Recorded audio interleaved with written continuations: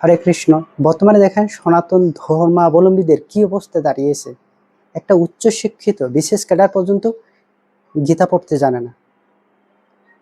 বেশিরভাগ শিক্ষিতই সংস্কৃত পড়তে জানে না, উচ্চারণ করতে জানে না ভালোভাবে। কিন্তু সমাজের ক্ষেত্রে দেখেন কোনো ধর্মীয় অনুষ্ঠানের প্রধান অতিথি তাকেই করা হয়, বক্তব্য দেওয়ার জন্য তাকেই বলা হয়। আসলে একটা কথা হচ্ছে কি, জ্ঞানী এবং কি শিক্ষিত দুইটার মধ্যে অনেক পার্থক্য আছে। শেষ করলে জ্ঞানী হওয়া যায় না। শিক্ষিত হতে পারে, জ্ঞানী হতে গেলে জ্ঞানকে কাজে লাগাতে হয়। এখন হিসাব করে দেখেন, যখন একটা ব্যক্তি ও এলাকার মধ্যে একটা ভালো পদে আছে, সরকারি চাকরিজীবী, ও গীতা ভালোভাবে পড়তে পারে না, ওকে প্রধান অতিথি করা হইলো কোনো ধর্মীয় মঞ্চে, ও কি বলবে? ধর্ম সম্পর্কে কি বলবে? ও জানে কোনো? এখন বলবেন যে ও যদি কিছু না জানে তাহলে এই পর্যায়ে আসলো কোথা থেকে? ধর্ম এবং কি চাকরির পড়াশোনা দুটাই আকাশ জমিন পার্থক্য। ধর্ম শেখার জন্য, ধর্মীয় সংস্কৃত শেখার জন্য, ধর্মীয় জ্ঞান জানার জন্য প্রত্যেকদিন 24 ঘন্টায় পড়তে হবে না। প্রত্যেকদিন ভাই আধা ঘন্টা করে সময় দিলে জানা যায়। কিন্তু আমরা সেটা করি না। ওই তখন দেখা যায় ওকে ধর্মীয় বক্তব্য দেওয়ার জন্য নিয়ে আসলে তখন কি বলে যে দুই একটা বক্তব্য দিয়ে দেয়, মন্দিরের মধ্যে অমুক উন্নয়ন করা প্রয়োজন, অমুক উন্নয়ন করা প্রয়োজন, কিন্তু সনাতন ধর্মের অগ্রগতিতে কি করতে হবে এটা বলে না। পরমেশ্বর ভগবান শ্রীকৃষ্ণকে এটা বলে না। হ্যাঁ, সে এলাকার মধ্যে একটা ভালো পদে আছে, এলাকার সবাই ওকে ফলো করতে চায়। হ্যাঁ, ও যদি ভালোভাবে কোনো কিছু বোঝায় পরমেশ্বর ভগবান শ্রীকৃষ্ণ সম্পর্কে, তাহলে কিন্তু সহজেই সবাই ওই কথাটা শোনার চেষ্টা করবে, মানার চেষ্টা করবে। কিন্তু ও তো নিজেই জানে না। এই হচ্ছে সনাতন ধর্মাবলম্বীদের অবস্থা। প্রত্যেক মা বাবাকে কি করা প্রয়োজন জানেন? ছেলের আধ্যাত্মিক উন্নতির জন্য পড়াশোনার পাশাপাশি গীতা শিক্ষা কোর্সে ভর্তি করে দেওয়া উচিত এবং কি সনাতন ধর্ম সম্পর্কে জানানোর সুযোগ করে দেওয়া উচিত। কিন্তু বর্তমানে হচ্ছে কি? তা তো হচ্ছে না। বাবা মা কি বলে? তাদের শেখাচ্ছে কি করে? টাকা বানানোর মেশিন তৈরি করাতে ব্যস্ত। যার কারণে দেখা যাচ্ছে যখন বয়স হয়ে যাচ্ছে বাবা মা, তখন ছেলে কি বাবা মাকে বৃদ্ধাশ্রমে রেখে দিচ্ছে।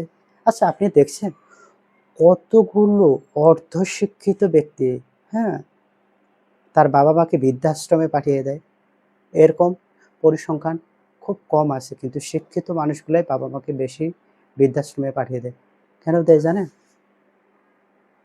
জানেন না। কারণ ওই যে ব্যক্তি, শিক্ষিত ব্যক্তি, অত কোনোদিন মন্দিরের দরজায় যায়নি। কিন্তু যারা অর্ধশিক্ষিত, কিছুটা না হলেও তো দেখেন যে গ্রামের মন্দিরের মধ্যে যায়।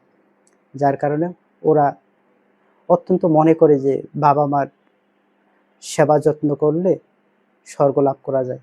কিন্তু উচ্চশিক্ষিত ব্যক্তি, ছেলেবেলায় চাকরি করে, ওরা মন্দিরের দরজায় যায় না।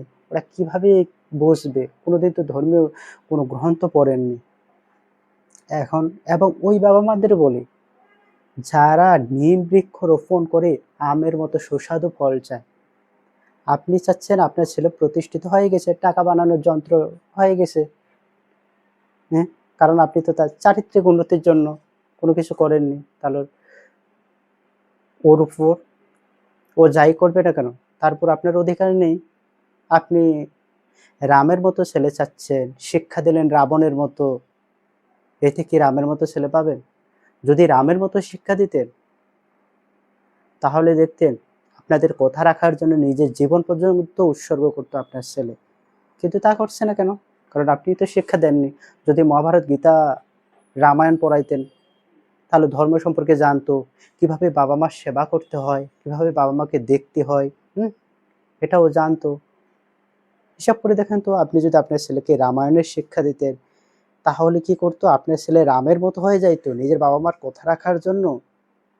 যেমন রাম সবকিছু ত্যাগ করছে, নিজের রাজ্য পর্যন্ত ত্যাগ করছিল, এরকম আপনার ছেলে রাজ্য ত্যাগ করবে না, ঠিক আছে, কিন্তু কথা তো শুনতো আপনাদের ব্যথা তো বুঝতো।